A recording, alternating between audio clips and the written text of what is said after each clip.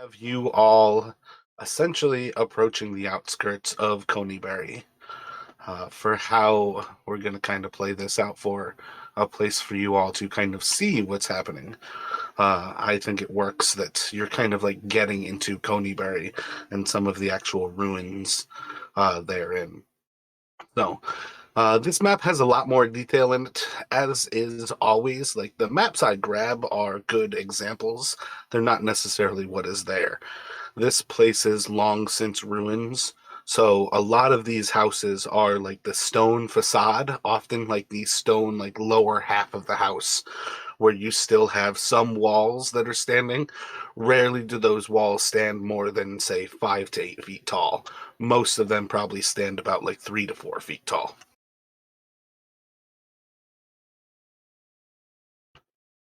So while these show like a lot of stuff inside of them, there's not necessarily anything in particular inside of these. But as you all were marching, I think we had you kind of moving on. I believe it was um, Candor in the lead is how you guys have been moving, with Flynn. I feel like holding up the back.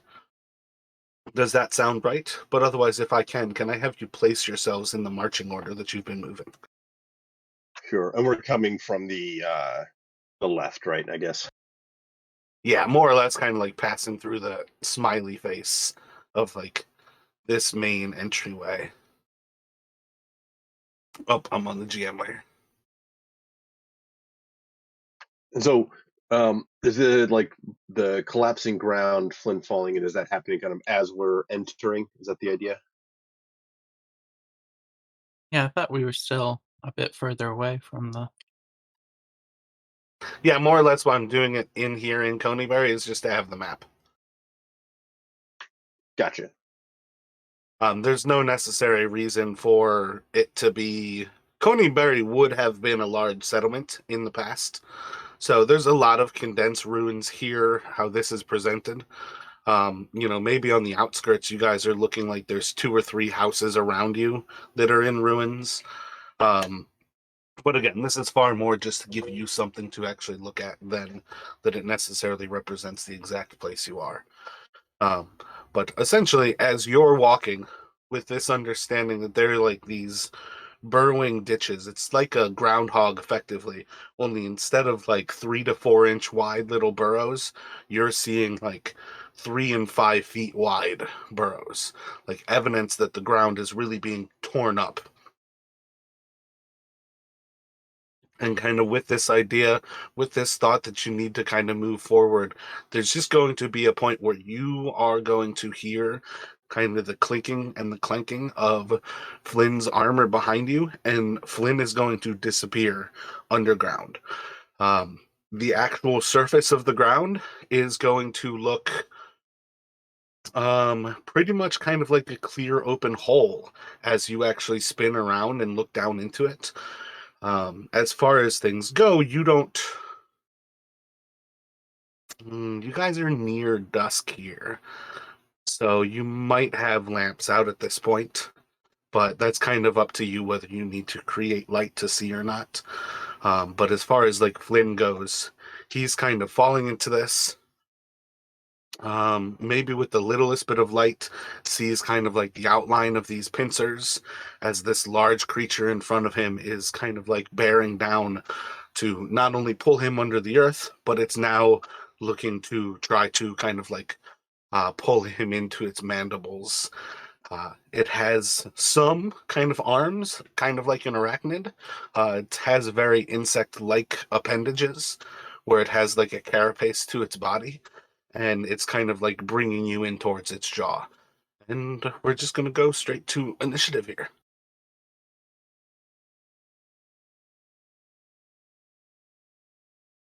Yeah, so Candor doesn't have any light because he had lent Jaren the lantern, and I recall that was all that was missing. Like most of his equipment was kind of laid by, but I think we lost the lantern. So I don't know if Flynn has Yeah, I torches. do remember we rolled for that one to see. So we're kind of going to be in the point where, like, your sidekick, Glint, doesn't necessarily not have adventuring gear.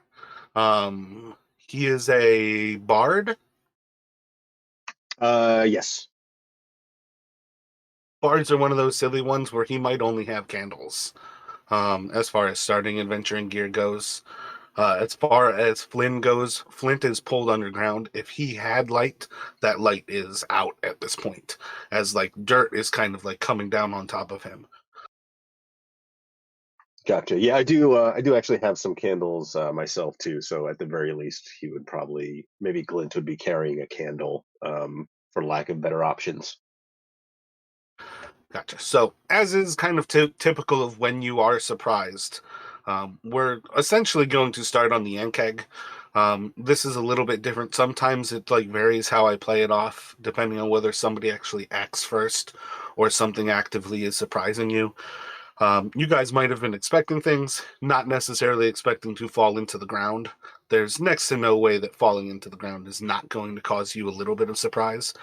But Candor, you're basically going to lose your turn. You gain your reaction. Not sure if there's anything that you'll be able to do here. Flynn loses his turn, gains his reaction. Not sure there's anything he really can do here. And it's going to go right to that creature that is basically has pulled you underground.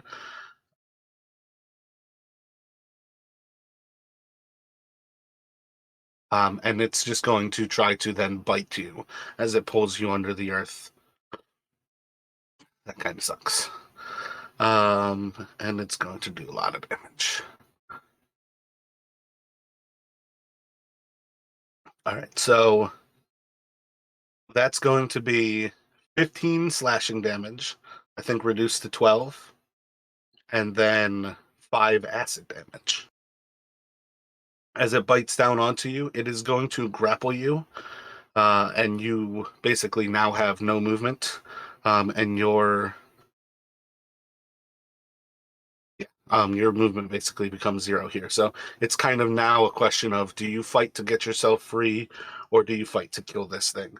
As its mandibles kind of like bite down onto you, and you kind of feel as they kind of like clench down into your armor and start to almost like fold the steel around you. You can feel these little bits of like acid that's almost dripping out of its maw and starting to like sizzle and burn into your flesh. But it will go to Candor. Yeah, so Candor kind of hearing the ground collapse and turning, taking it back for a moment, but he is going to rush back towards the opening. Imagine you'd probably be hearing Flynn cry out as this thing bites into him.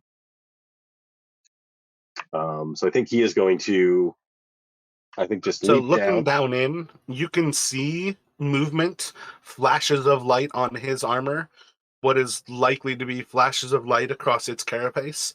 But because you're looking down into the darkness, you are going to be at disadvantage as you make any attack rolls here. Yeah, I think, but I think he is kind of pretty heedless, going to sort of leap into the pit and maybe almost like try to like get as good a sight as he can on the carapace and essentially try to like stab into it with his rapier as he's kind of coming down, almost like trying to use some of his falling momentum. Um, Gotcha. Maybe like 2 hands into the hilt, just trying to yeah, like leap down on top there. yeah, and I am going to use the inspiration to make that a straight attack roll. Excellent.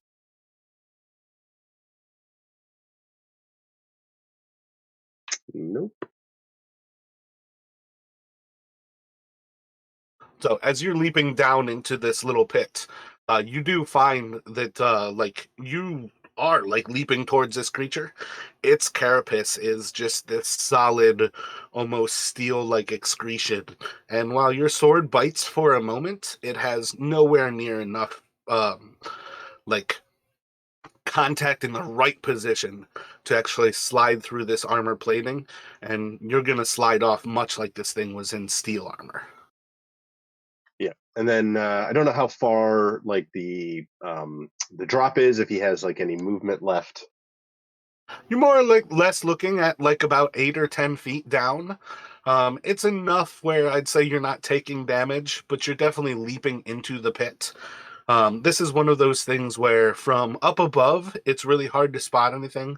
Once you get down below, you'll actually gain a sense like this pit is actually like really solidly dug, in the fact that while there is dirt kind of crumbling all around you, it's almost like a soft rainfall instead of like that this place is just caving in behind it.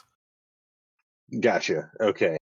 But I think he is going to, yeah, like basically, that's kind of all he did, or all he can do. And he's like, hold on, Flynn, hold on, Flynn. But that is it for Candor. And I think Glint, kind of with a kind of shaking his head, like, what have I gotten myself into this time, is going to try to leap down after him, um, trying to hold the candle so maybe there's like at least a little bit of illumination, if he can. I don't know if you want to like kind of roll a dexterity for that to see if he actually hangs on to it. No, that's no problem at all.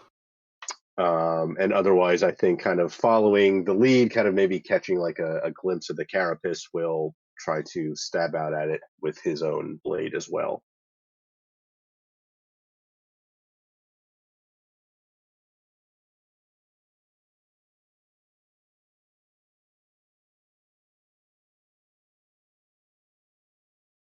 So I think they start with a +6. Um, so I think that's a solid hit for him there as he stabs into it. And what's his damage? A D8 +2?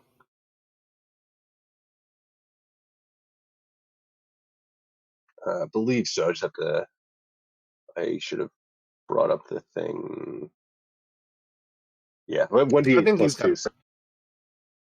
Gotcha. So your friends have leapt down beside you here, Flynn. You've got this thing kind of like smashing down into your shoulders, kind of pinning you essentially in place here. What thought do you have? Are you trying to break free and just trying to muscle out of it, or do you want to try to fight out of this? Um, I think I'll swing out with my sword if I'm able to. Gotcha. You have light now, so you can make an attack with your sword.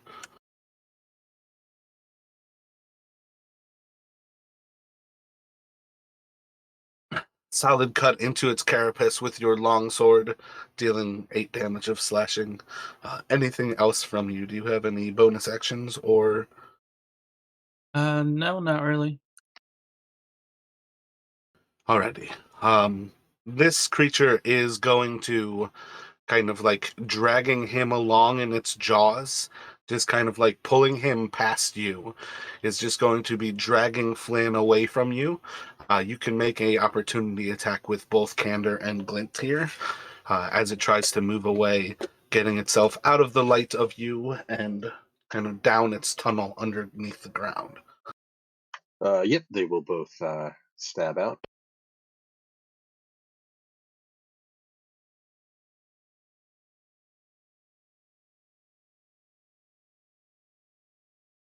So Glint has a solid hit there, dealing 10 solid. So as he kind of like strikes out, it kind of gets underneath one of the layers of the shielding and just kind of pops it up almost like a fish's scale. And the moment it's underneath, it just slides in like butter. So it's then going to try to bite into Flynn again. This time it will have advantage. Damn.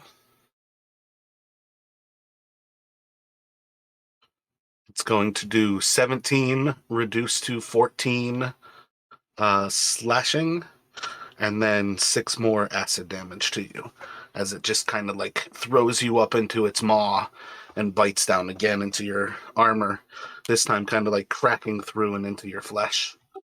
Yeah, I think I'm dead. How many hit Yep. points were you at? At 6, so out of 20, And what's your max hit points? 23. Nope, that won't kill you. You Oh, need to take that 6 damage and then take 23. So you would need to take 29 there. oh, okay.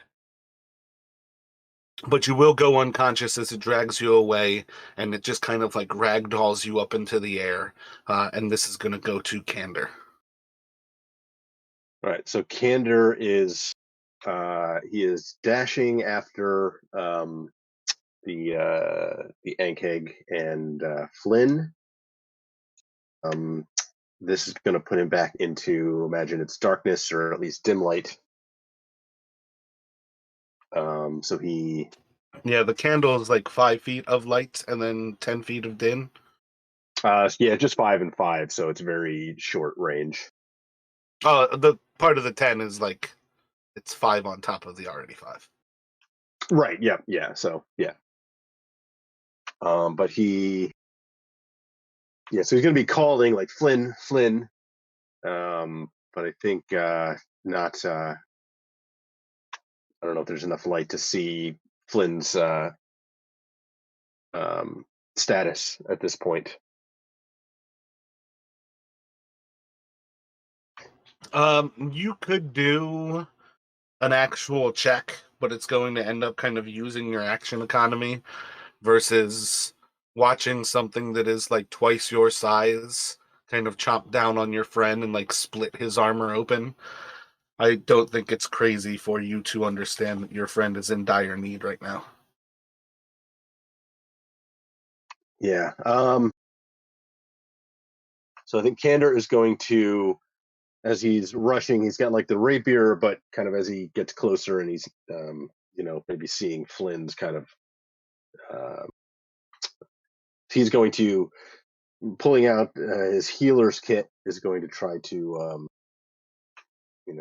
it's in the Ankeg's jaw, so not exactly sure how that works, but maybe try to essentially just like throw some like a poultice into some of his wounds and try to kind of keep him from expiring.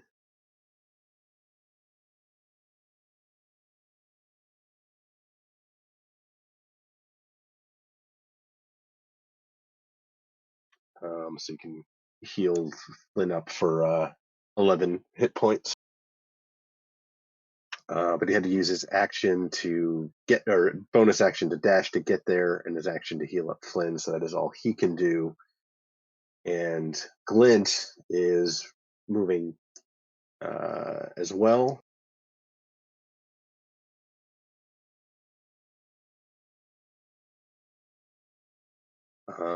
But he can't quite get there.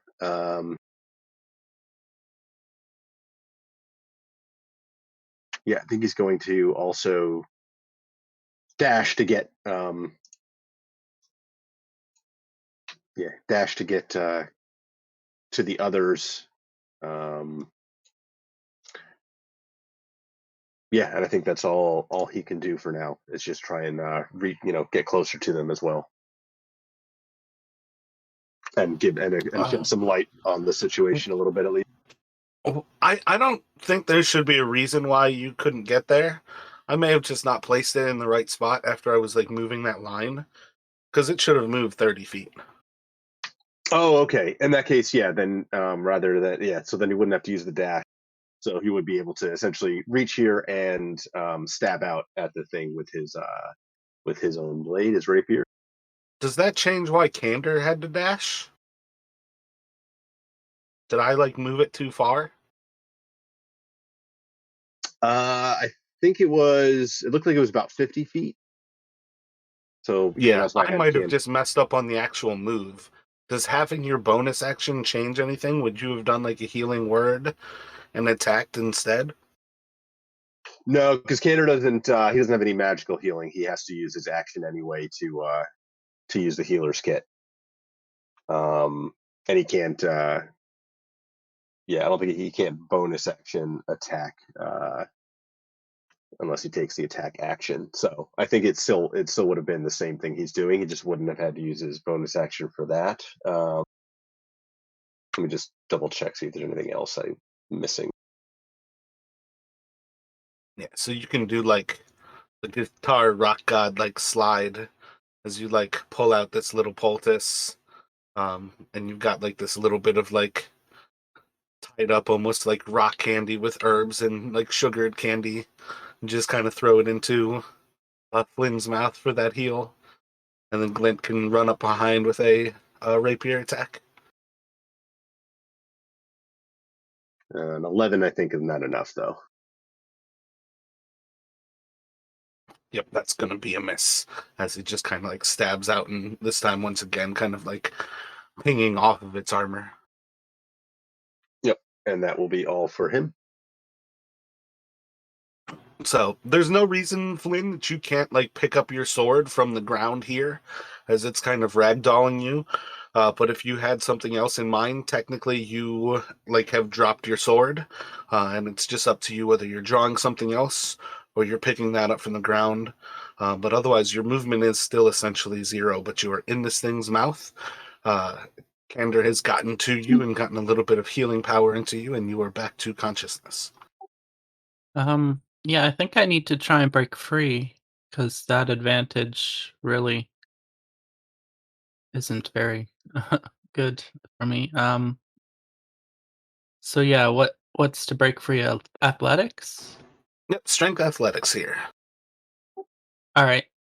And how does the inspiration we collect work again? With how these are set up, you don't have to use those yet. You can just decide once you roll how much you think you need to use. Okay. Basically, it's just kind of like assuming this is an extremely large creature that kind of like stands like, yeah, there's no reason to burn any because you've got a nat one here. Or is there? Um, yeah, that's one of those things.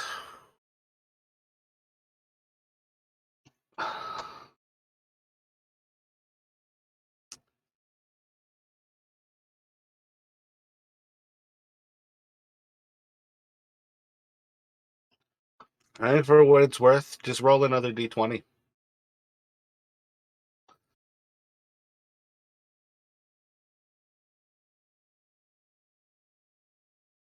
Yeah, so you should be good without burning any of your inspiration to just kind of like muscle yourself out of this thing's maw.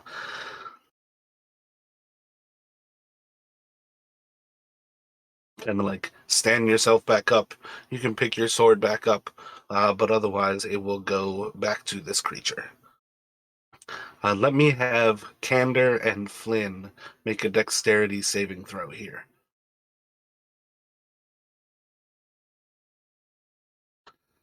As it loses you like from its jaw and you kind of like rip away, you see as like the almost like salivary glands are just going crazy and it's starting to drip more and more of this acid inside of the light of the candle until it just kind of like starts to like almost like exhale, huff and puff, like it's just like drawing massive breaths into its lungs, like a diver about to free dive deep into the ocean.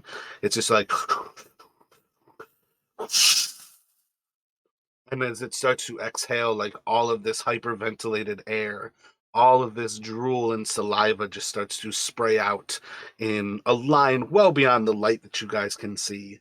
But the two of you are going to take um, 11 acid damage to Candor, or to Flynn, and 5 to Candor.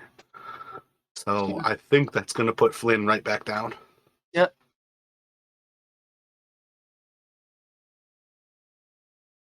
But you could start to see as this creature's wounds are a little bit more like thoroughly kind of in place.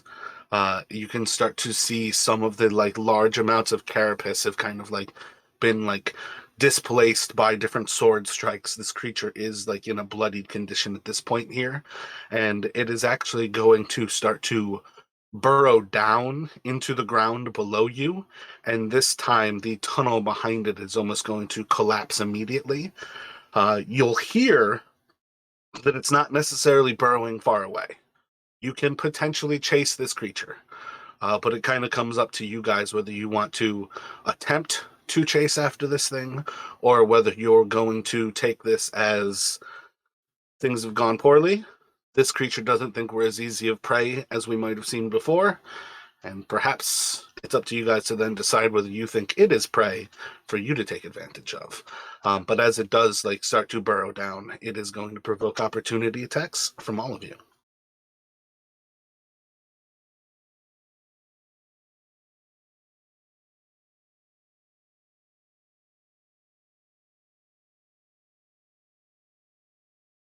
So Candor and Glint will hit there. I think the 21 is going to be enough.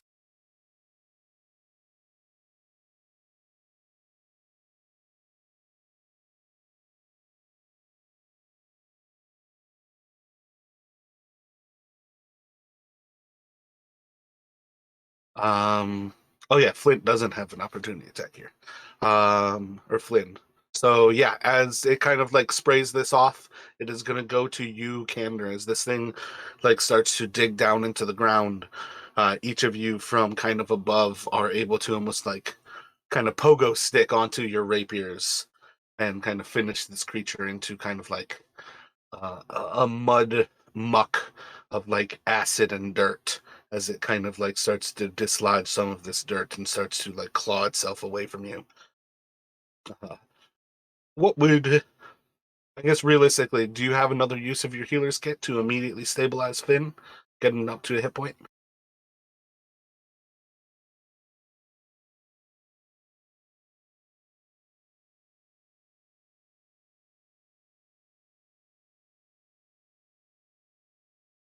Uh, yes.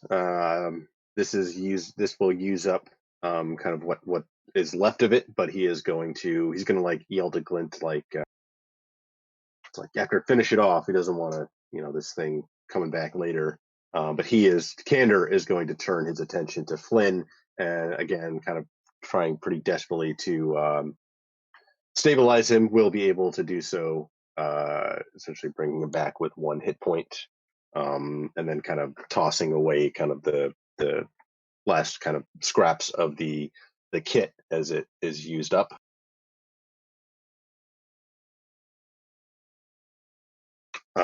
And Glint, meanwhile, is going to.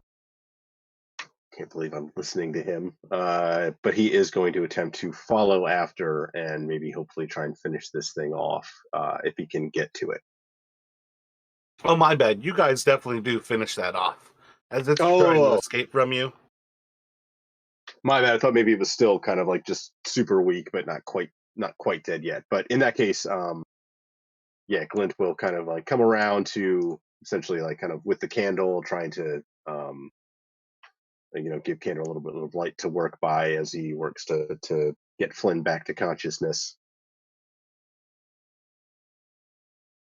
It was a close one there, Flynn. Yeah, we certainly get a lot of those. I really hope that's the only one of those things. But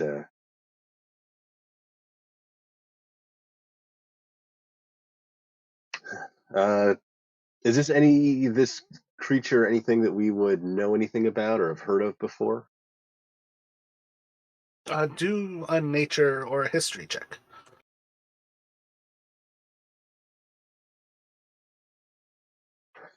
Nope.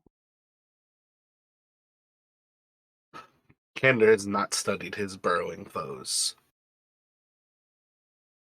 So you're ill, you're tired, you're kind of at the outskirts of where Coneyberry kind of has some of its like initial ruins. Still maybe like 5 miles out from the crossroads itself that would lead towards Tribor. Do you all have any thoughts about what you would like to do? Say there's like 2 or 3 different farmhouses around here that there's again just ruined walls that you could shelter inside of, but you've kind of made it into like this first little like farmstead. Suppose if we could find one with most of the walls to barricade ourselves in to rest.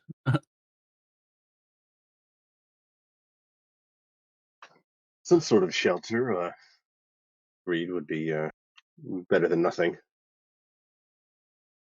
You can look around with a perception, or you all can kind of do a survival to look for like materials rather than like things that look better, if that makes sense.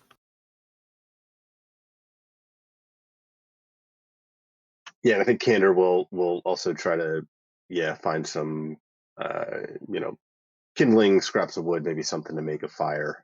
Um, Given we don't have our lantern anymore.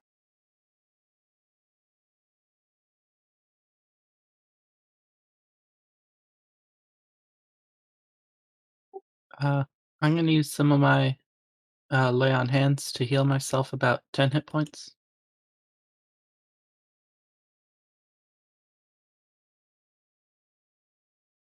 Gotcha. So as you start to kind of like look around for materia, you spot like there's a solid wall kind of along the northern side of some of these camps here, and you can kind of use like the cemetery behind you as kind of a backdrop, and the wall in front of you as like a shelter to hide you from the road, and more or less find that that spot there is probably one of the ideal spots to shelter yourselves and more or less kind of keep a fire as kind of secretive as possible, and it leaves you relatively close to where there is a well inside of this little homestead.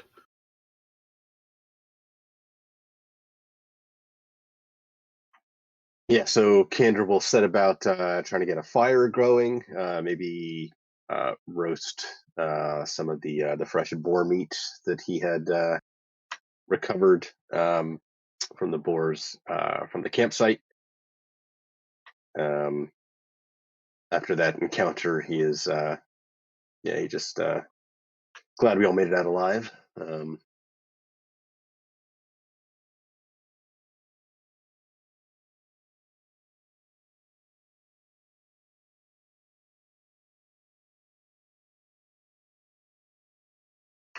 But obviously, we will want to try and keep watch.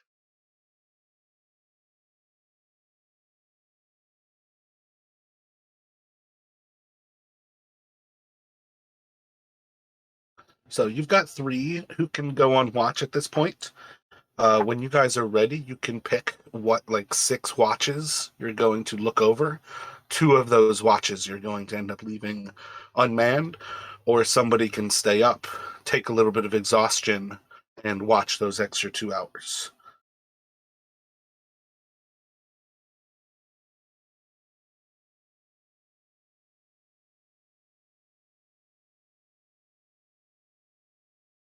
Yeah, so Kander is going to offer. Um, he will offer he can try to kind of suffer through it and take a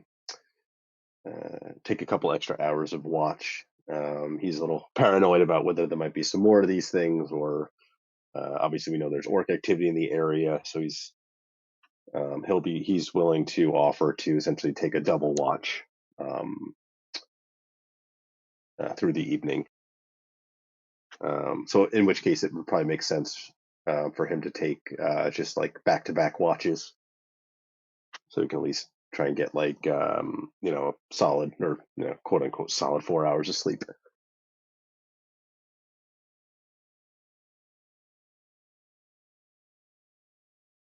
Gotcha. And were you thinking just do like the first two?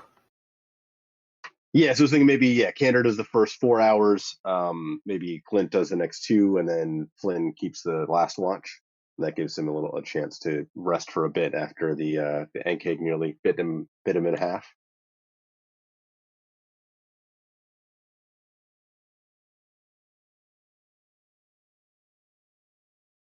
If that sounds good to Flynn.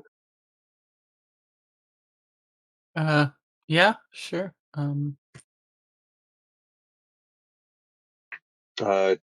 Mara, just in case you're Nah, I was just doing stuff, my bad. no worries, just checking.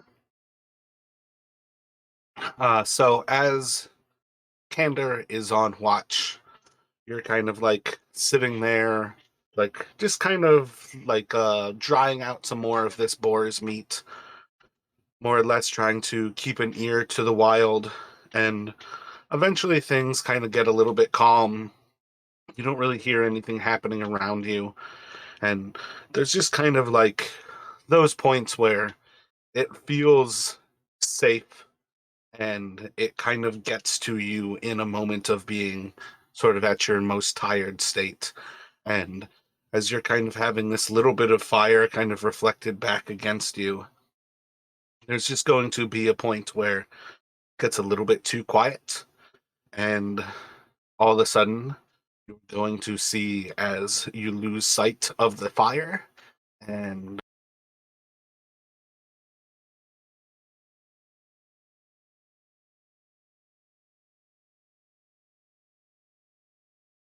does 15 hit you?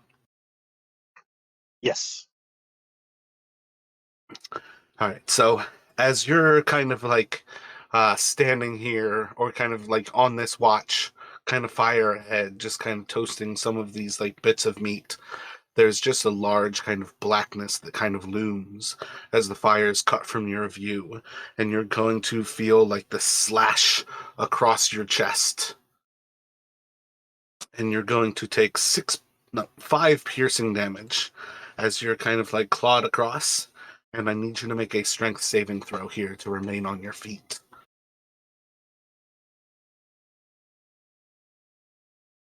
I'm going to use 4 inspiration to make that a 15.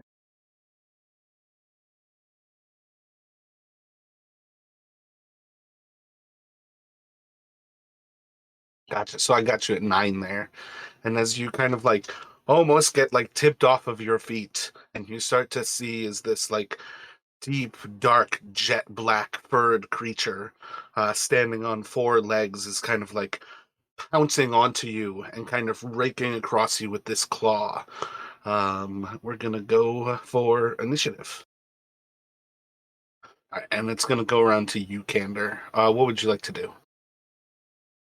All right, so Candor kind of just able to like keep his feet. Is going to shout, Flynn, Glint, wake up! But he is with this thing right in front of him. He is going to try and draw his blade and stab out at it as it's raking its claws across his chest.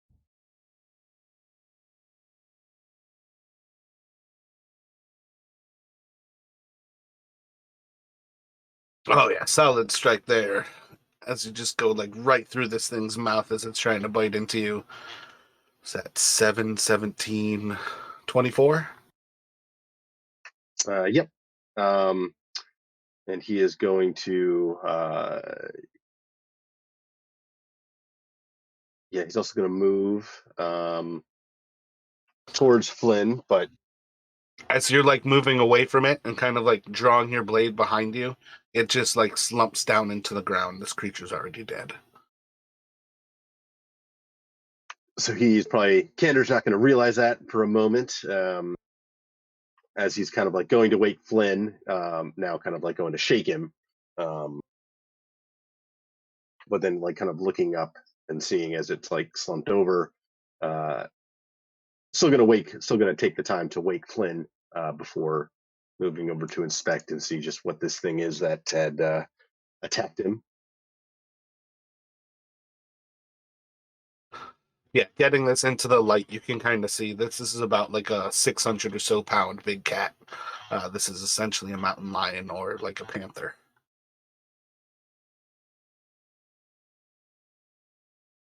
Perhaps I shouldn't have roasted that boar. Perhaps the scent attracted it.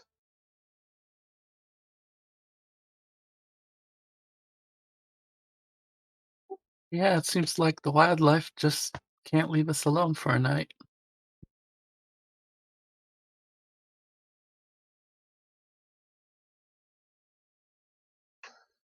Well,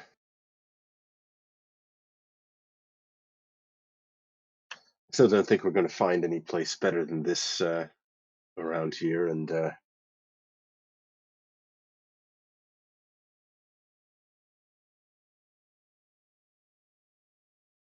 I know. What do you think? Should we stamp out the fire, take our chances in the dark, or just hope we get through the night here, Flynn? Well, I don't know. What do you think? Well, as I said, not sure there's going to be any place safer. So, um,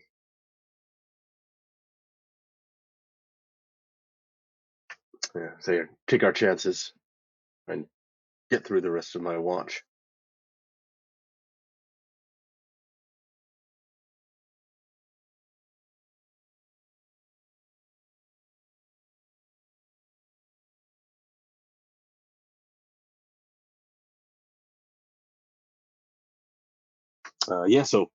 Yeah. So if Flynn doesn't have any strong desire to move, Candor is just going to come try and maybe like take a few minutes to kind of like drag the dead corpse away, and Oh, I can help. but then otherwise pretty much like settle back down where he was and try to resume his watch. Now looking a bit worse for wear here, but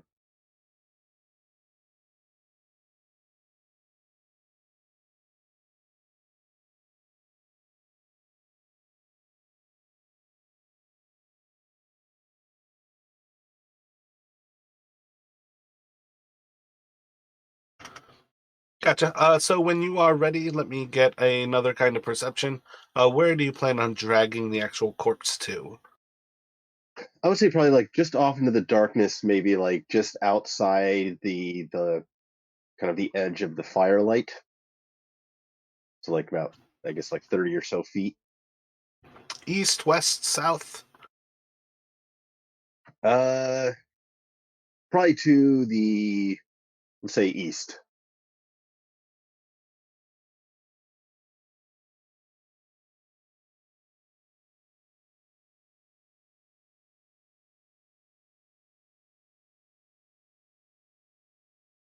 Gotcha. So you kind of like drape it over like a little bit of like the rotten wood across over this next like homestead, kind of to the east of where you all are.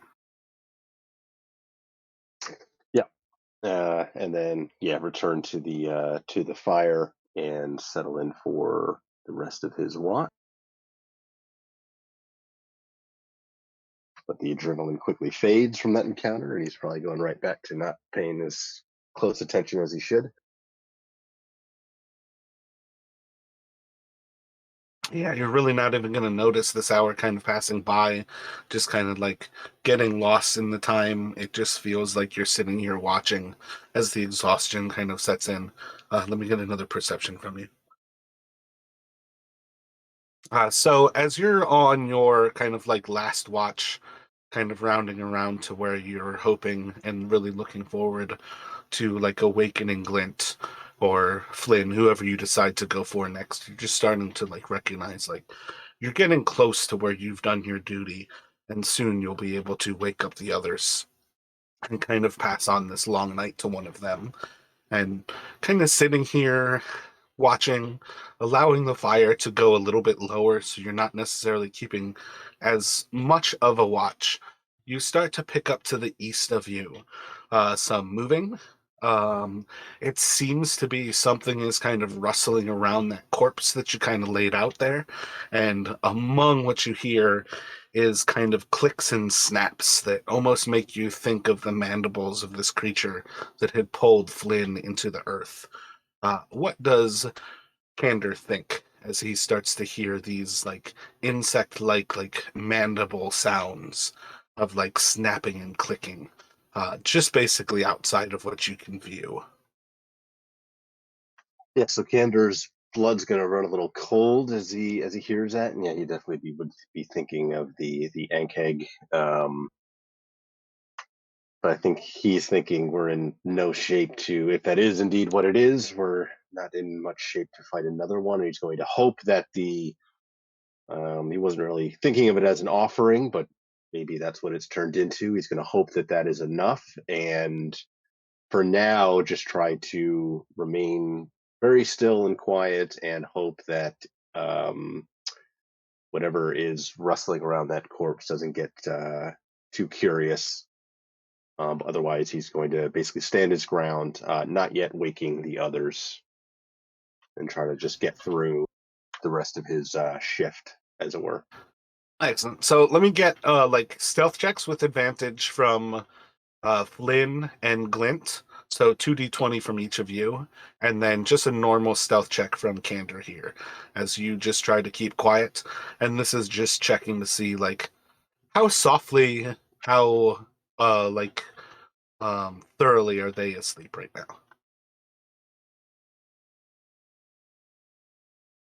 So can you roll another one for me, Flynn? You won't be in your armor right now. You are not at disadvantage. Oh, that's right. So while you're kind of like holding and you almost just look to the others and trying to like watch over Flynn and over Glint, just like hoping this isn't the time that like either of them gonna nightmare or like turn around quickly in their sleep. Kind of out of nowhere, there's just like a burst from within the fire where an ember kind of like pops some water that was trapped inside of one of these like branches that you threw in there. And immediately after this, you hear silence come from the east. What are you thinking, Candor? Yeah, so he's kind of cursing his ill luck. And at this point, he is going to try to shake Flynn awake here. Gotcha. So you can shake Flynn awake. Again, Flynn, you will not have armor as you come to, but as you awake here, he can kind of like pass this on to you. Let me have you roll 2d6 for me, Candor, as you kind of like get Flynn kind of situated. So as you kind of like get Flynn kind of woken up enough that you can start to share what's going on, you all don't actually hear anything. There's nothing kind of continuing as far as like you just recognize that the danger is there. So after you kind of get Flynn kind of up to date, you can then kind of like shake Glint awake as well and effectively have all three of you awake here.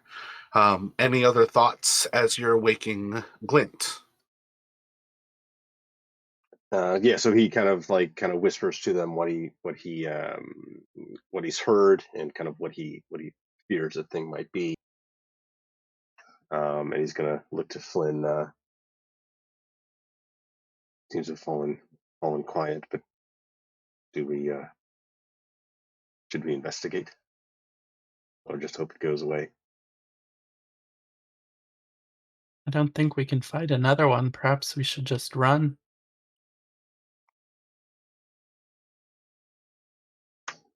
If we run alone, we invite the chase.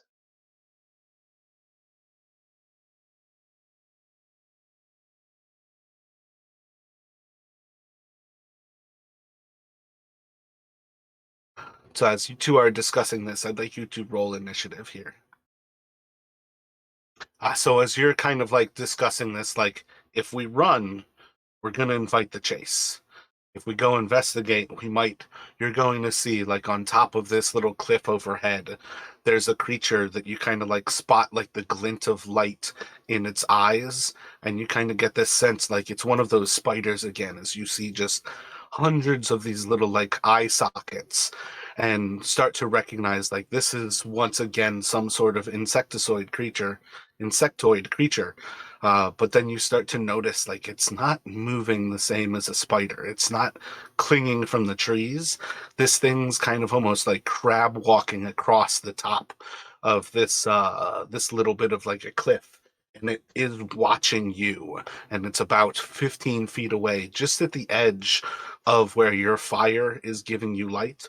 What are you doing, Candor?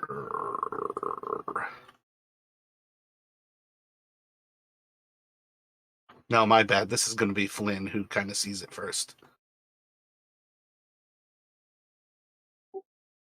Um, Guess maybe I should just have it come from the other side so it makes sense that you spot it kind of thing. oh, I thought it was over at the east. Yeah, I just don't want to skip your turn. This one's just flanking. This is just as you guys see it.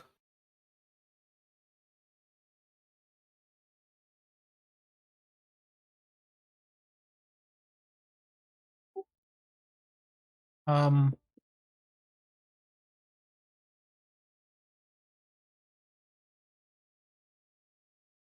I don't know. They seem hostile, I guess. Hmm.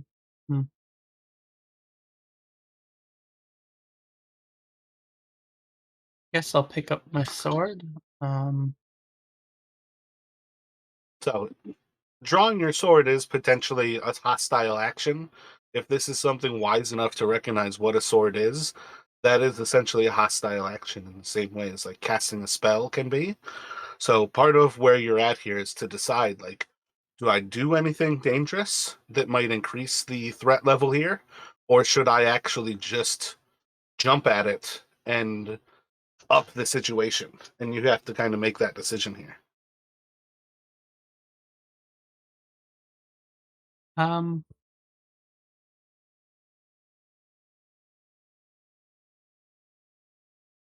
yeah, I'm not sure. I don't know if they're looking to attack yet or uh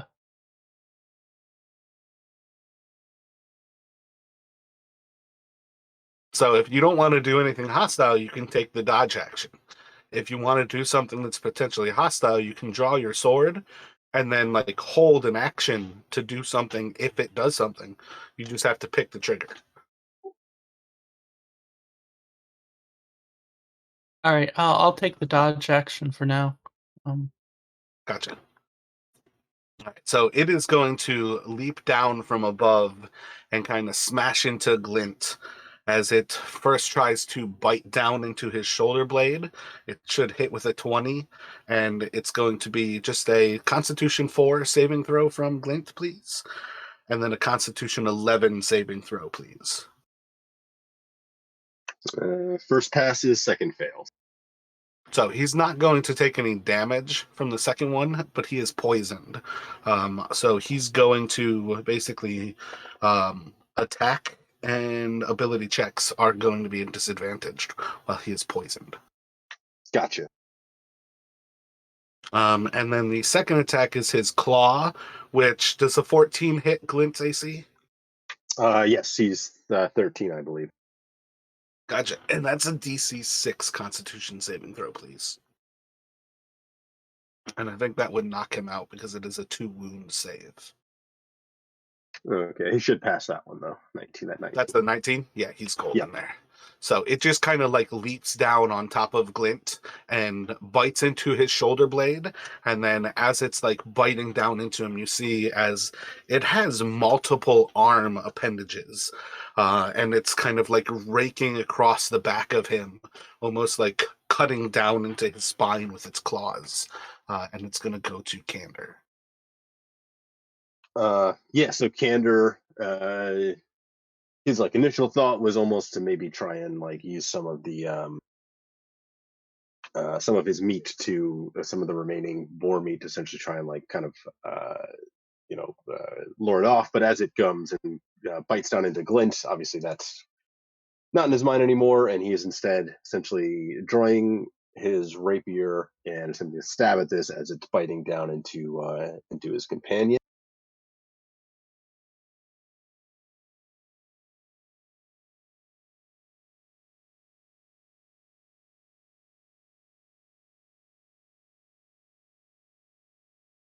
Yeah, that one will hit with a solid 14 damage there. And I don't think he would have had his I don't think he would have had it drawn already. So he because can he use his free action to draw his dagger? Obviously, he can't attack with it this turn, but he'll have it out for the next one. Did you have your rapier out already? I don't think there's any reason that you wouldn't have had your rapier out. I guess after that first attack, yeah, probably he would have wanted to have it at the ready. Yeah. So yeah, okay. In that case, then he's going to follow that up with a as he's stabbing with his rapier, also attempting to stab out with his dagger in his offhand.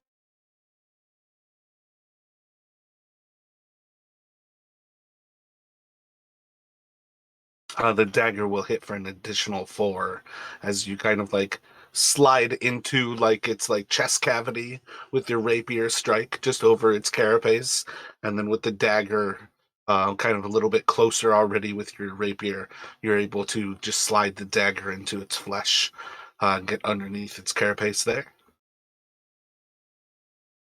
Yeah, and he is kind of trying to maneuver a little bit, but staying within the firelight. So that's pretty much all for him. Glint is kind of he'll give like a little gasp of pain as he kind of feels the bite, but he will attempt to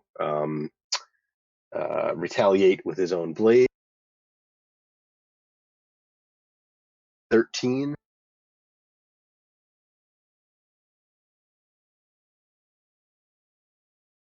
13 just misses as you just kind of reflect off of the carapace.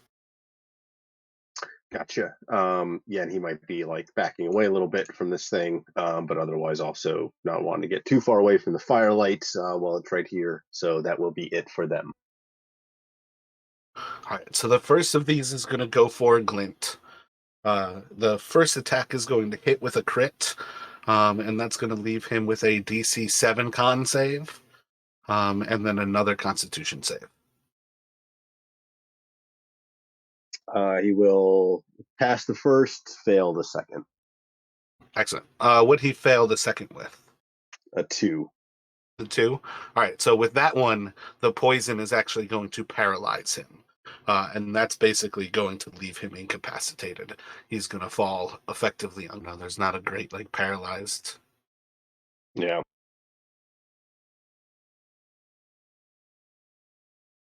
But I got you. I got it on my notes here. And then its claw attack should hit with a 20. And that's just a DC 6 for, again, this one's for 2 wounds. So he's solid on that one as well. And this one just kind of like ran up from the south and kind of like leaping over this building. And the rubble is kind of like attacking him from on top of one of these walls. Again, it's just like a 2 or 3 foot wall. There's nothing like incredibly defensive about this. The other one is kind of coming from on top and kind of leaping into Flynn. The first attack should be a hit with a 19. And can I get a con save from you, please? And you're going to take 2 piercing damage as it like bites into your shoulder. And Flynn is going to be poisoned. Oh, wait, you're at disadvantage. Or it's at disadvantage because you're dodging. Was that a 13 to hit without your armor? I think that should hit you. Yep. Gotcha. Yeah, so it does still hit. You will be poisoned as it bites into you, and you're just going to take that 2 piercing damage. And then that will take us to Flynn. I don't think we can survive this. I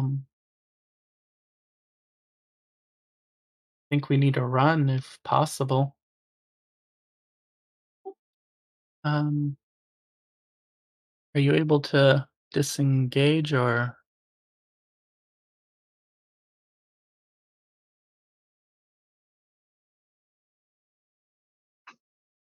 I think yeah, anybody can take the disengage action.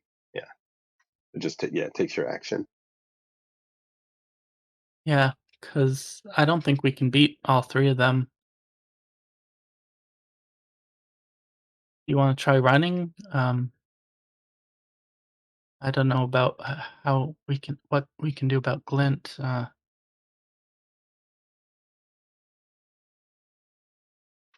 I mean, since we're in combat, so you kind of have to make the decision on your own. We can't really strategize. So, Right. Well, I'll try to finish off this one.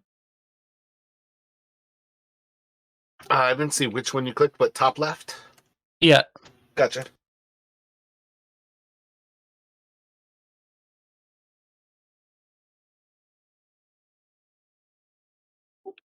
Not enough. You're going to miss as you strike out for it. And then I'm just gonna tell Candor to run. 'Cause I don't think I can get out of this.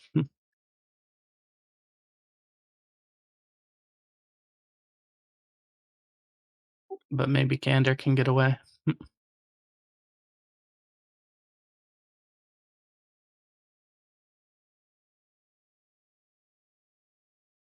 So are you going to end your turn there? You're not going to try to move or do anything? Nope. Yeah, I'm just gonna tell Candor to run away and try to get all their attention on me. What Flynn would do.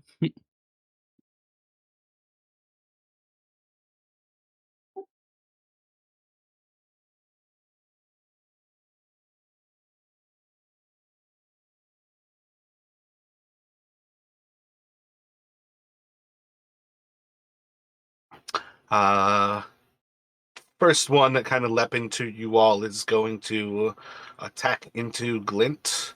Should hit with a 16 and then a 14. And kind of the same idea. This is effectively, yep, con. That should be good on the first one. He has disadvantage because he's poisoned, so 4 will fail. Oh, right. I got you. Yeah, so he's going to lose 1 wound there, and then do another save for the other attack. 8. 8. That one does 6. So he'll save that one with that.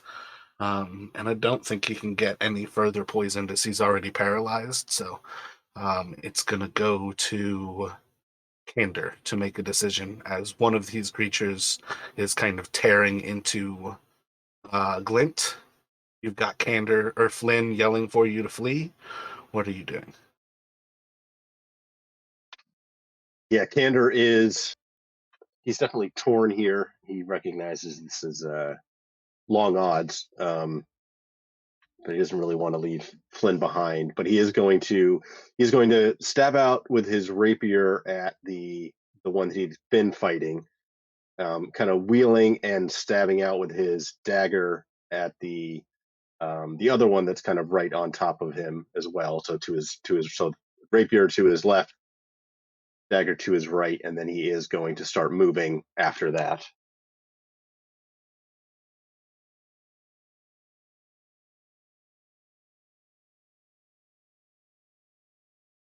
And you just have to attack them for them not to be able to opportunity attack you back, right? Right, doesn't actually have to hit. Gotcha. So the rapier attack is going to miss. The second sneak attack, though, will hit as you dagger into the other one, dealing 10 damage to that one. Yep, and then he's moving. He is indeed starting to flee. He's like, Flynn, come on. But that is all for him. So death save for Glint. I believe he's got 1 failed so far. You could whisper it to me. That'd probably be best, but... Oh, did he actually go down, or is he still just paralyzed? Because I think he said he had took 1 wound. Oh, yeah, my apologies. Yeah, he is still just paralyzed. So I think there's nothing he can do, but he's still technically, he's got 1 wound left before he actually goes down, I think. Ooh, it is end of his turn, so make another con save from, I think, last turn. Well, I think this is the first turn he's had since he's been paralyzed. So. Okay, he got paralyzed after his turn. Yeah, so that con save won't be enough at disadvantage, so he's still paralyzed. And then it will go to...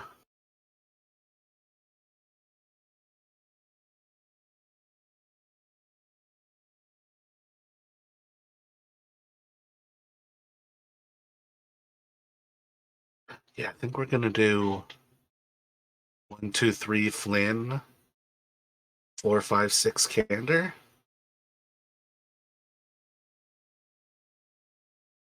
Oh, I wanted him below Candor so it doesn't psych me out.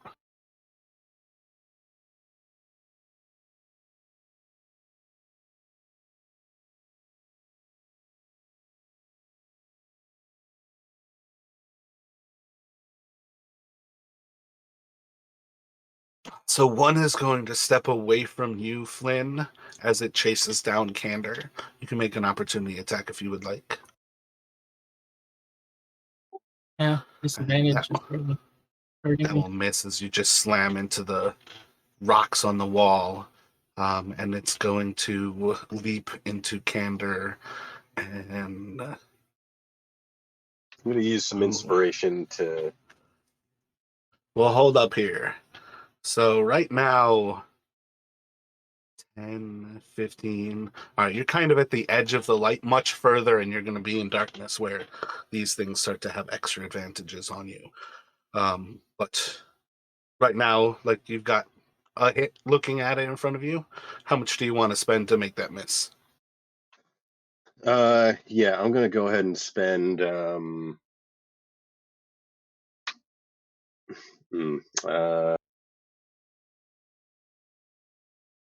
I got to spend pretty much. I'm going to leave myself with 1, so I'm going to spend 8. Gotcha. Gotcha. So the bite is going to miss you as it kind of like leaps over and just like bites right into like the leather of your collar. But as it kind of like overshoots the attack, it's going to try to claw into you as well here.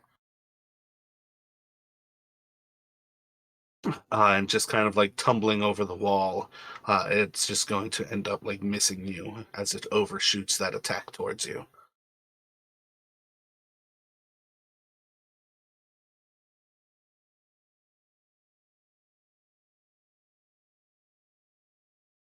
And then this one's going to go for Flynn.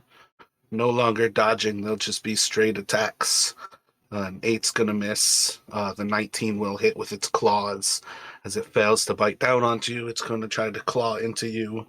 And it's going to do 6 slashing damage to you, Flynn.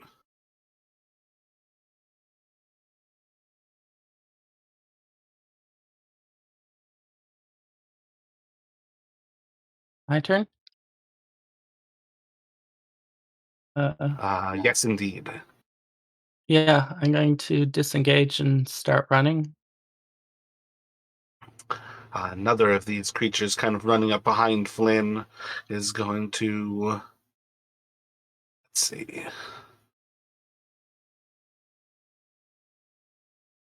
Yeah, you're kind of right on the verge of the light. Any further, and it's going to basically have you in darkness. And it's going to try to slash out at you. An 11. Do you have any dexterity bonus? Nope. Gotcha. So 11 will hit. I need a con 11 save from you. And then it's going to deal 1d6. So 2 piercing damage as it bites into you. You resist the poison, and then it's going to try to claw into you. Yeah, I'm going to go down from that. Gotcha. As it does 9 slashing damage, clawing across you.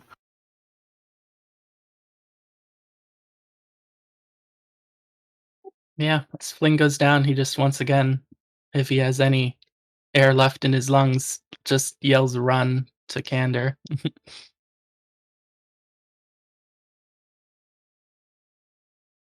So, Candor, you've got one kind of flopping over you as it misses its attacks. Another one that you see as it leaps down after Flynn as he tries to break through the ruins here. What would you like to do?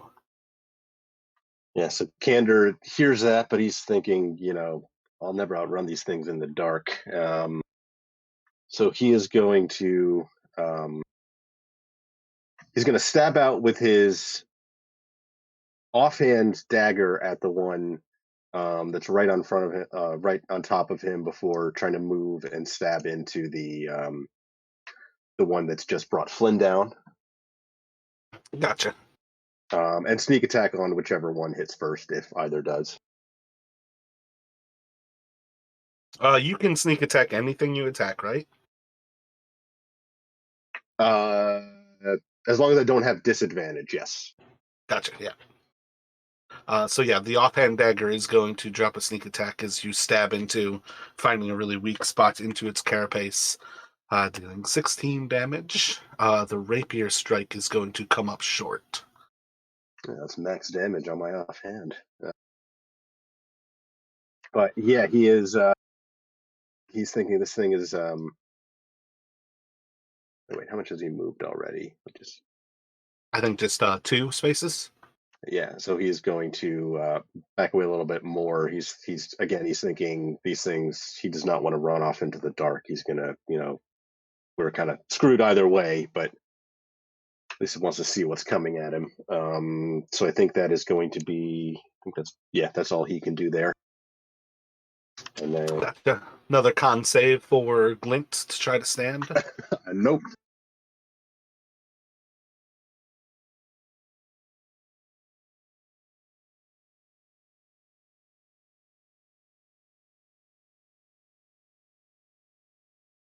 So I think 1, 2 is Flynn, and you'll be 3 through 6. I feel like that works. Could I do that with a D6? Yeah, maybe 1 on Flynn, 6 is Glint. Yeah, that looks good.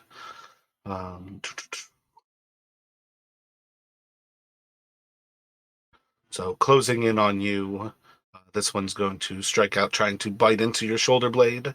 Should be successful here. It's going to deal 4 piercing damage to you, and I need a Constitution saving throw.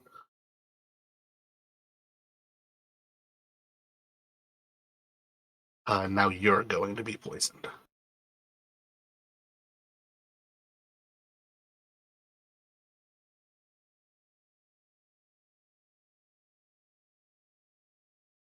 And then it's going to rake its claw across you for another 5 damage. And we'll get the other creature coming in, doing pretty similar as it starts to gnaw on you. And then I feel like that should be enough that it's going to bring you down. The next 2 hits, one of them is a crit. Actually, the first one, the claw, for 5, that was enough. Between that and the bites with the first creature. Okay, got you. Yeah, so if that puts you unconscious, not actually going to kill you all with these creatures. These creatures don't necessarily need to kill you. They are somewhat intelligent beings. But yeah, let's take a break here, and I'm actually going to see if these creatures, if I can find a little bit of info. I'm pretty sure these are not necessarily things that are going to kill you. They don't necessarily partake in politics in the same way. Gotcha. Okay, yep, I'll be back in a few minutes.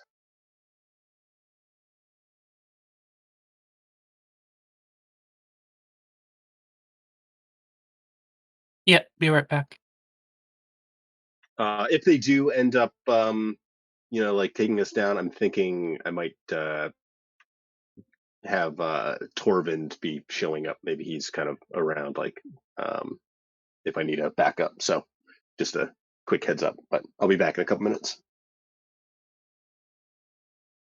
I don't think there's any reason to think that they've necessarily stolen anything. Essentially, any of that like boar meat or the panther are really what's gone. You can kind of like gain a little bit of understanding that these things basically stole what you had collected as rations. Gotcha.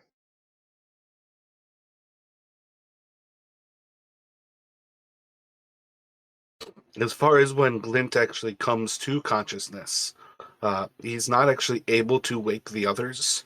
So you just kind of spend like the first few minutes, maybe like panicking that the others are gone, as you're the only person who's like still kind of remaining in that kind of position inside of your camp as the fire is just kind of dying off. You might like decide to yell out, you might not. But as you try to break yourself free, it might take you a little bit of time. No real reason to necessarily roll for it. It's just a question of kind of how long.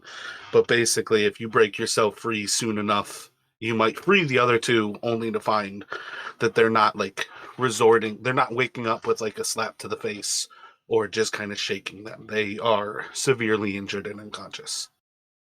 Yeah, so he would try to wake them up. When he couldn't, he would try to essentially drag them back closer to the fire, and kind of keep everyone together, and otherwise just try to maintain a watch and kind of hope they wake up soon.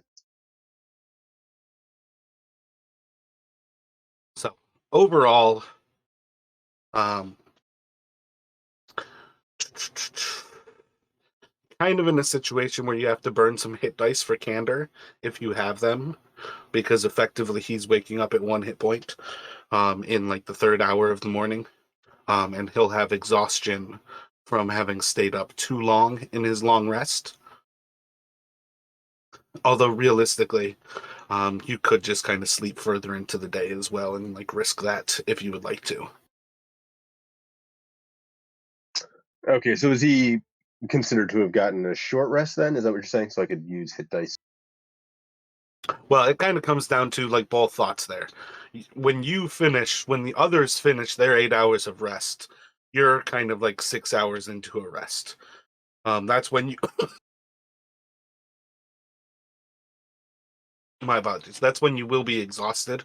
So it kind of comes down to, do you use an hour to short rest, or do you basically just have the others wait and you all spend 2 more hours here and you actually take a full rest. Yeah, I think Candor will, hoping that maybe the arrival of morning might keep some of the worst of these predators off, or at least give us a better, more visibility if they arrive. Is going to just suggest that we try and take a couple extra hours and more fully rest. All right. Try to. Yeah. Well, I can stand watch, I guess, if I somehow got a full rest after being knocked out. I guess I was sleeping the entire time.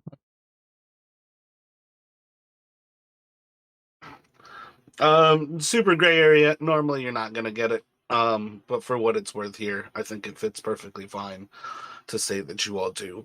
These things aren't like absolutely manhandling you. But let me have a perception from Glint and Flynn, please. And is Glint still poisoned? Nope, everybody will be without conditions at this point. Gotcha. Okay.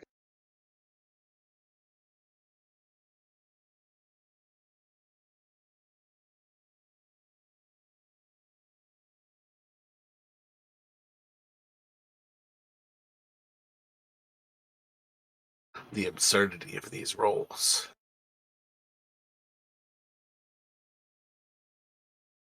What is Flynn's perception? Does he have a perception bonus? Yeah, I rolled a 22. My bad. Glint. I think it's just flat 15. Well, let me check. Yeah, no, just flat. The dice giveth, and the dice taketh away. So Flynn and Candor, as you two are taking watch, you see up in the sky high above as a large winged creature is kind of wheeling overhead. And vastly, it seems like it's in this area. Looking up, it's pretty huge. It might be close by and really, really big. It might be really far away and might be a little bit smaller. But you're kind of looking at a large, long-necked creature with a really long tail and big wings that kind of stretch out almost as long as its like head to tail span is. What would you like to do as you guys see this creature overhead? Now we run. Candor's going to say, looking to Flynn.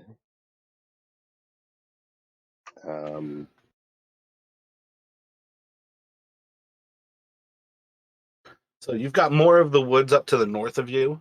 There's a little bit more of kind of a clearing to the south before it like climbs into the hills. But it's kind of like more shelter if you start to break for the Neverwinter Wood than if you try to run for the actual like mountain range to the south, which kind of puts you a little bit more open country. Yeah, Candor's definitely going to suggest make for the trees, and he's essentially going to try and run there as fast as he can, and then maybe essentially try to look for a hiding place. But definitely going to go for the trees. Yeah, I guess then we'll go for the trees as well.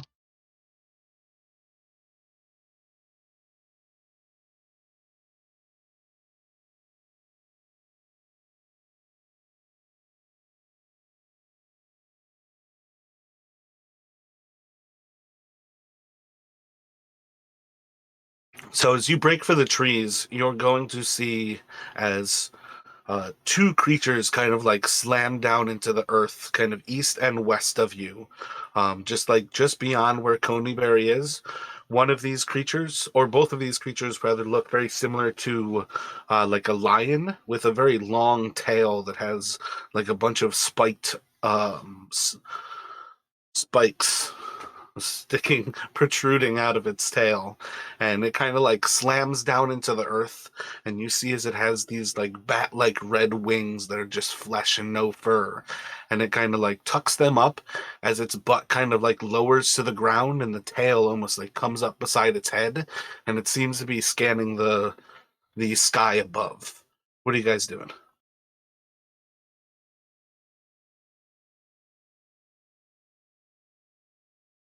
I think Candor is still going to try to essentially make it into the trees and try to hide. He might try to move.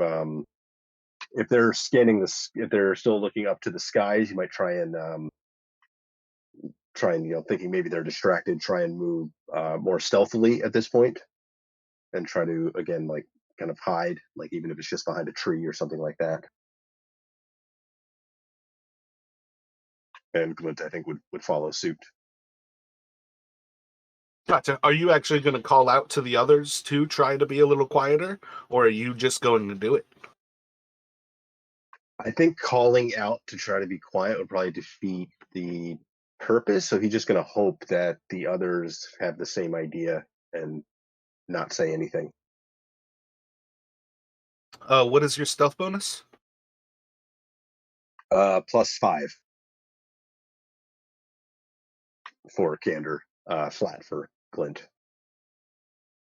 Gotcha. So as Candor is fleeing, he's kind of like just ahead, and you see as he like goes behind a tree, and then he never comes out, and you're almost like running past where that tree is. Flynn, what are you thinking?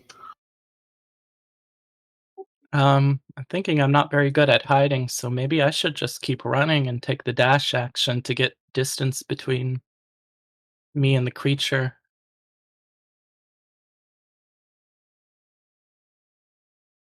Further into the woods, maybe if it's large, maybe it won't want to navigate the trees to come after me. Gotcha. And then what do you think Glint is doing? I think Glint would be kind of like looking around, not seeing Candor but seeing Flynn still running. I think he is going to follow Flynn's lead and basically just keep running, thinking maybe Candor's up ahead. Candor's pretty quick on his feet. He's thinking maybe we just lost sight of him. So he's going to keep running with Flynn, I think. Gotcha. So as the two of them kind of keep moving, and like head further and further into the woods, they get like a little bit denser here and there. Like it's still a long way to go until it's like very densely into the actual Neverwinter woods, but it's cover. It's something in between you and these massive like super predators. Candor, as you're kind of moving with a little bit more grace and trying to keep yourself away from being noticed, you're going to see that there are two of these lion-like creatures that are actually like swarmed around the dragon in the sky. And they are actively kind of like biting into its neck and like spinning and kind of falling towards the ground right now. What is Candor doing? Yeah, so Candor,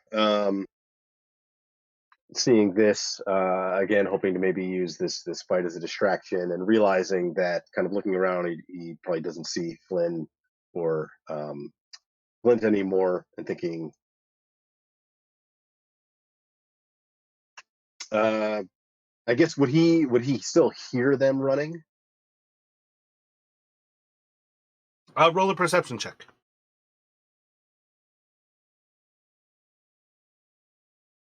Yeah, I think without a problem, once you actually like look down from above and you start to see like the two of these other creatures that are on the ground are almost like slowing their pace as they're kind of running with their like butts almost out in front of their faces as they kind of look up and towards the sky. And you actually see that like Flynn is running right next to one of these creatures, but it doesn't seem to be paying attention to him. And you spot Glint is in a very similar situation where he's probably within like 60 or 100 feet of one of these creatures, but at this point their attention is drawn up to the sky and the three creatures fighting in the air. Yeah, so with seeing that they kept running and not wanting to be kind of left on his own, Candor is going to make a dash from the tree he's been hiding behind and try to rejoin the others. No longer trying to move stealthily, just trying to catch up. But you could go 90 feet here now, right? Yes, but he does. I don't think he'd want to run past them.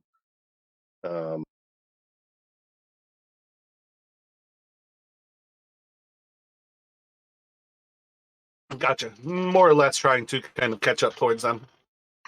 Yes, yeah.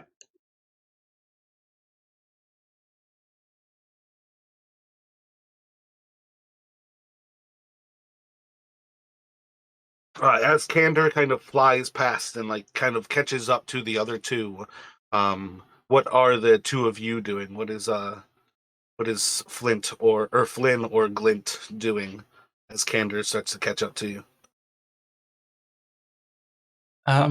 Do we still see these things?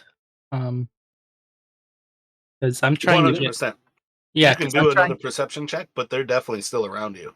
yeah, I'm trying to get away from them, so I wanna keep going in the direction away from them deeper into the woods if I have to.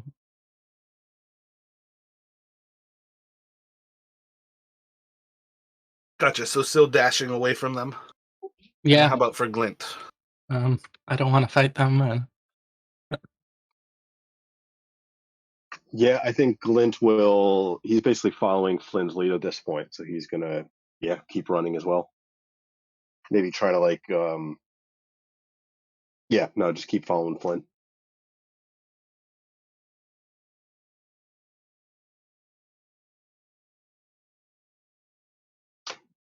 He might just yell like east, like essentially like thinking like change, maybe we veer off to one side, but otherwise, yeah, just running. Gotcha. So as you all are like running for this tree line, and Candor kind of passes the other two, kind of more or less catching up to them, but you would basically be doing like 60 feet to just catch up with them. 90 feet would put you up in front of them easily.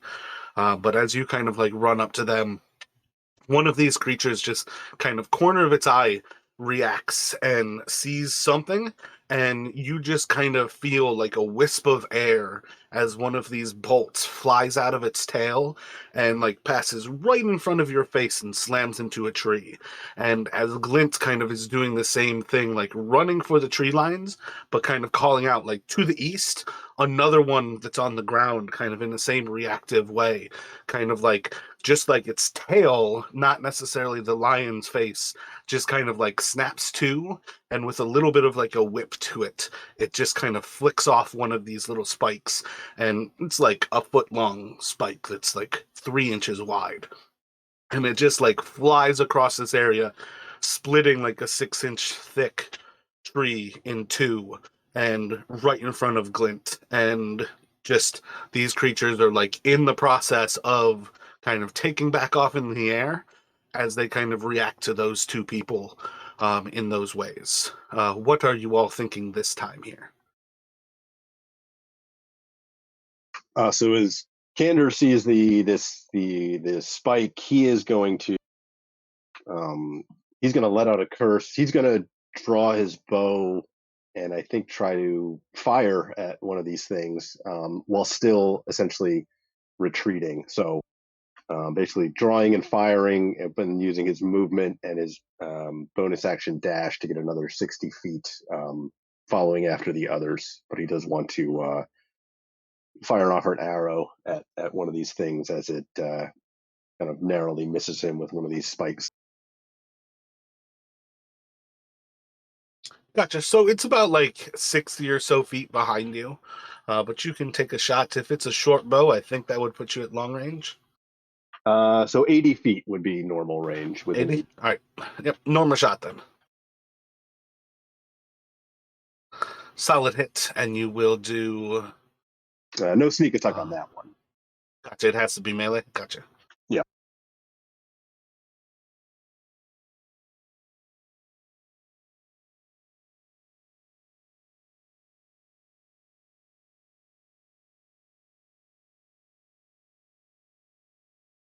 And how about Candor or Flynn and Glint? I mean, seeing what those spikes can do to trees, I thinking the same thing. Get as much distance between them as possible, and hope they're distracted with the dragon they're fighting. I guess. Gotcha. So you're going to continue to flee to the north, or are you going to follow to the east? um, whichever gets me more distance from them. To be honest. Um, There's no reason for one to have more than the other. Just pick one. all right, I'll go east if someone said east, because I trust Gotcha. Candor to know know what he's talking about.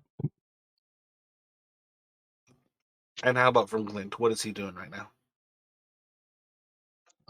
Yeah, Glint is drawing out his weapon, but um he's like looking back as he's like at Candor, kind of drawing a bow, and he's just like yelling like, come on, come on. And he is following Flynn, essentially dashing east.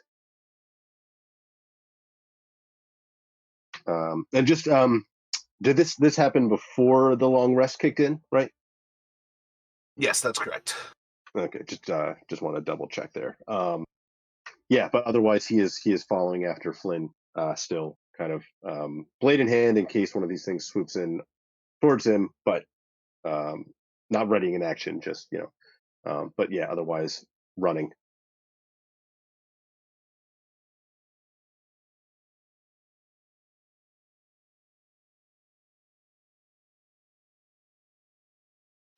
Alrighty. So as you all kind of like gather towards each other, the dragon and the two of these creatures are nearing the ground, and they're more or less overhead of you all at this point. And you're kind of getting to the point where you have to prepare to dodge them here. I need everybody to make a dexterity saving throw with advantage, please. Glint doesn't have any constitution modifier. No.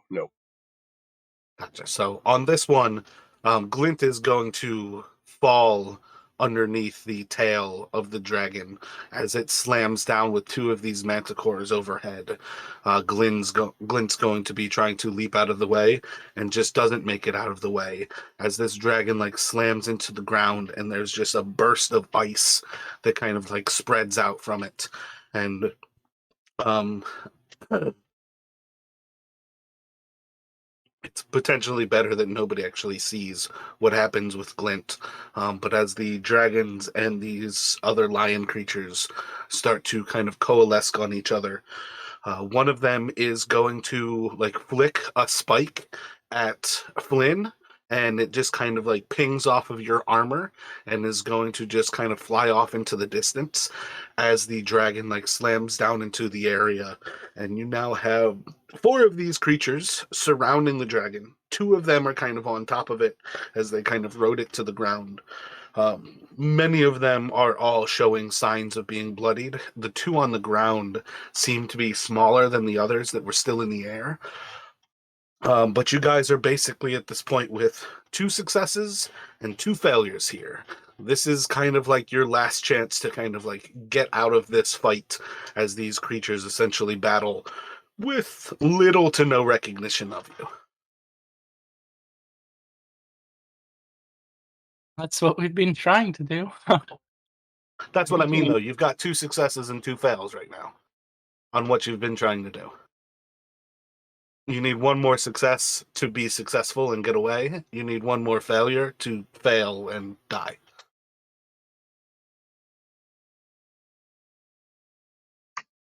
Yeah, at this point, Candor is he's going to leave Glint behind, unfortunately, but he is he's going to try to flee because he we toss of the coin at this point. Yeah, I've been fleeing every round, but they're still on top of us.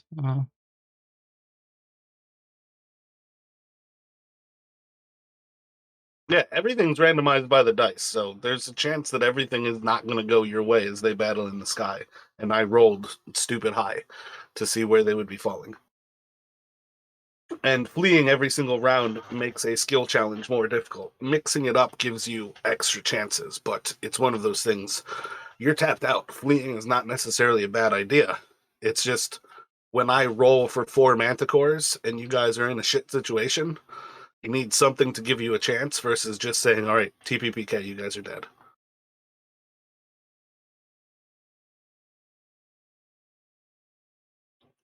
So you've got a kind of final chance to go here. Candor, you kind of start to see like that little bit of like a hallway into the woods where you're starting to feel like this is that dash that you might be able to get away from them. There's enough of kind of like a cloud of ice and smoke as these creatures like rode the dragon into the ground, and you're kind of banking on that. Flynn going for the same idea that you are running. Let me go for another. Um, oh yeah, these were actually my rolls. My bad.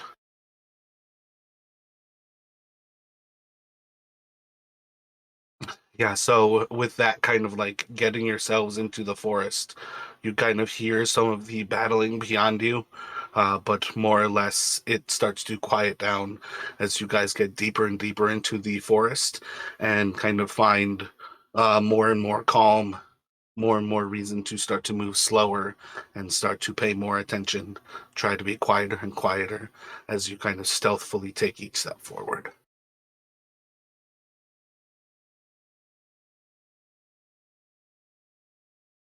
Well, or glint. Uh, but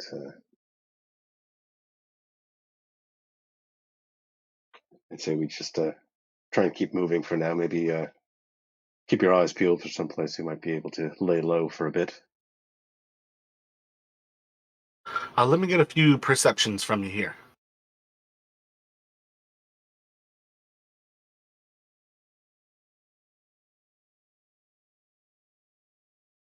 So, Candor, as you're like looking for a place to shelter yourselves, you start to notice that there's creatures ahead, and you take a moment to kind of like slow your breathing to really focus yourself and look ahead. You're pretty sure those are horses, about 200 feet or so away from you. They're towards the edge of the actual Neverwinter Wood, and they seem to almost be kind of focused in that same area where the dragon and the manticores were fighting. What are you thinking, Candor? Does it look like just so no riders, just horses that I can see? That's correct. There's no barding on them. There's no riders. It just seems to be horses.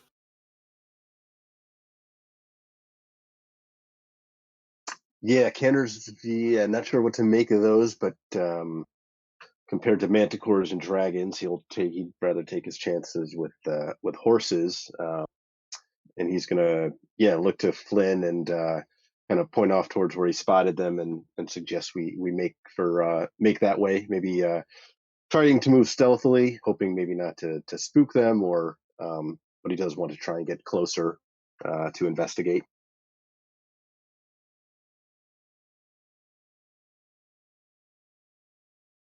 Yeah, I think we're almost at like the end of. Yeah, we're right about the end of time. But yeah, I mean, if it's just, I mean, I suppose horses could be dangerous, but I'd rather be closer to them than the dragon and the manticores. So when you guys get about like 50 or 60 feet away from the horses, they kind of get spooked for a moment as they notice you moving up and kind of moving like low to the ground like predators and kind of like rear up on their hindquarters about 50 feet away from you. What are you thinking? Um, can I try to make myself look non-aggressive using uh what I know about animals? Can do an animal handling. Yeah. Oh,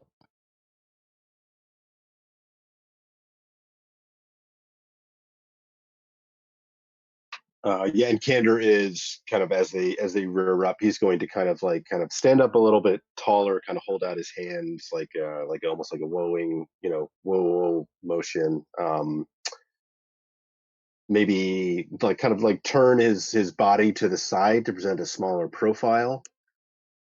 And again, also similarly trying to essentially look non-threatening and kind of just like whoa, holding, not approaching any closer. And yeah, just trying to appear non-threatening. Gotcha. Roll an animal handling for me.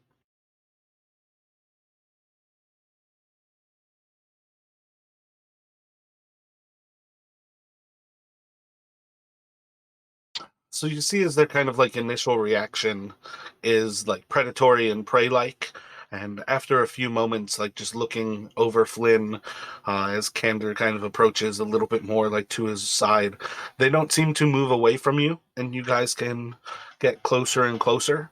And eventually you'll see each of them has branded on their rear hind, like haunch, a little circle, probably like 3 or 4 inches like in diameter, that says BA.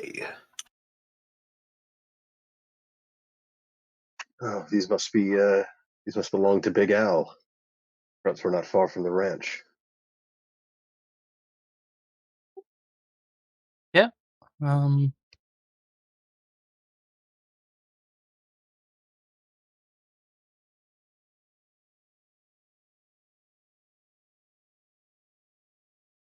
So as you all get close enough to kind of like get your hands onto these horses, start to calm them a little bit further, you see that they're likely big owls, or at least somebody who is named BA. Kind of have a little bit of comfort. You kind of know, like, whatever the dragon and the manticores were doing some miles behind you is at least potentially in your best. And we will pick up there next week. Yes. Again, you are essentially, on next to no health. Like, Glint and Flynn got a long rest in there, but Candor is still in rough shape. Well, Glint, I believe, is Glint is most dead. likely dead. Yeah. Yeah. Yeah, but Candor is exhausted, on the he's barely hanging on. But yeah, that was exciting.